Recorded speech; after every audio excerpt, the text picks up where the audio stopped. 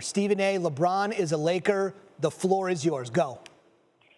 Well, first of all, I'm ecstatic. I think it was the right situation, the right call for him to make. He wasn't going to get anything accomplished in Cleveland. That was obvious. Philadelphia, it just wasn't a good fit for him to be paired with Ben Simmons, not to mention the fact that, in terms of their playing style and the locale as well, going from Cleveland to Philadelphia, just didn't make much sense. But the big thing is that you got to give kudos to Magic Johnson. LeBron James came into town last night at midnight, East Coast time, 9 p.m. West Coast time. They were free to talk to folks. Magic Johnson snuck away from the media, met with LeBron James at his home last night at 9:01 p.m. West Coast time. Wow. They stayed there for 3 hours. They talked back and forth with one another about what the goals were. LeBron James understands that this, as of yet, is not a championship team, which is why the 4 years, $154 million contract is fully guaranteed. There is no opt-out as far as I know. I have been told it is not an opt-out. It's LeBron James committing to the full 4 years in Los Angeles, just like he committed to the full 4 years in Miami. That is the situation right now. They recognize the fact that they're building something. LeBron James and Magic Johnson, again, met last night at 9:01 p.m. Pacific time. They met face-to-face. They talked for 3 hours. And more importantly than that, in the 16 years that LeBron and Magic Johnson had known one another, they never sat down face-to-face. Wow. Until last night. Unbelievable information from our Stephen A. Smith. Magic on the doorstep right when he had to be, and then a talk for the ages and a move for the ages. I know this is going to be received differently in very many quarters. I think we obviously know what the reaction is going to be in Los Angeles. If you're a Cavs fan watching SportsCenter tonight and Stephen A's on talking about it, after 2 runs, a title for the first time in a half century, brought it home, everything he's done for the community. You're a Cavs fan right now watching. What do you say to them? Well, first of all, you be grateful that you had him for the 11 years that you had him, the first 7 years of his career, and then 4 years after he had spent 4 years in South Beach. He didn't have to come back, but he fulfilled a promise that he had made to the locals. He grew up in Akron, Ohio, just 45 minutes up the road. He came home to Cleveland, Ohio. He came back to Cleveland, Ohio, specifically to deliver on a promise that he had made to that city, that franchise, and Cavs fans everywhere to erase a curse that had spanned more than a half century.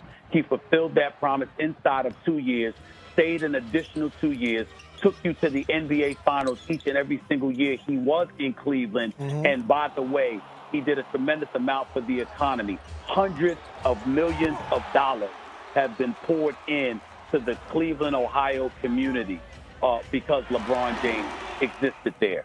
So when you look at what he has done, his pros far, far, far outweigh any cons that might be associated with his, his exit.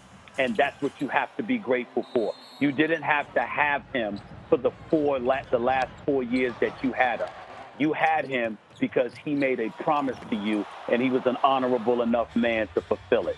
That's why you have no vitriol. You should have no vitriol towards him whatsoever. No question about it. It reminds me of a piece, Stephen A., we ran on SportsCenter as we were waiting for this decision, where a gentleman that worked in between the queue and the baseball stadium for the Indians said, LeBron is my income. Wherever he goes, I follow. Things are going to change. What do you got? I have an additional piece of information for you pertaining to LeBron and the Lakers, if you don't mind me saying so. Of course, go ahead. One of the other things that's going on is that R.C. Buford, the San Antonio Spurs, and the Los Angeles Lakers have been on the phone on already 2 occasions today, and they're expecting to communicate with one another a third time this evening. From what I'm being told, San Antonio is asking for the house multiple draft picks along with the young players. The Lakers have made it very, very clear they're not giving up the farm. Kyle Kuzma is off limits. They're not willing to surrender him in order to get Kawhi Leonard. They're not willing to surrender 3 picks in order to get Kawhi Leonard. Their mentality is Kawhi Leonard says he wants to be a Laker. So whether it's this year or next summer, eventually he's going to be a Laker. You need to get something while you can. San Antonio is holding down the fort. They're being incredibly stubborn, which is their right and obviously smart on their part, and they want to make sure that they get as much as they can from Kawhi Leonard. The Lakers have not given up But if a deal isn't made by sometime, maybe tomorrow morning at the latest, then the Lakers will simply assume that this is not going to happen and they will move on. How about that? So a little bit of a timetable there from Stephen A. Smith on what could happen with Kawhi Leonard. So let me ask you that. Let's just assume. Go ahead. What do you got? You got something else?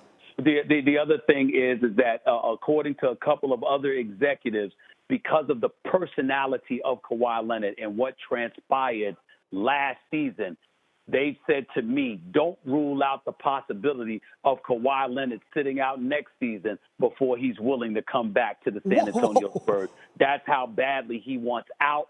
That's how badly he wants to remain in L.A., and that is the situation. That is the news that I have. Okay, I just want to have you react on that. That is beyond toxic and radioactive if you're telling me that's what's going on.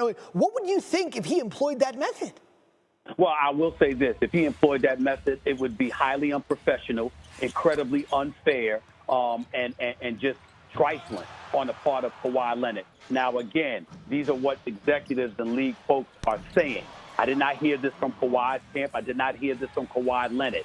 So the point is, let's make sure we're clear about that. Okay. But in light of the fact that he was confronted by the San Antonio Spurs, and specifically Tony Parker, and that made him incredibly unhappy and feeling offended, combined with the fact that those feelings haven't necessarily been assuaged, and he's still insistent upon ending up in L.A.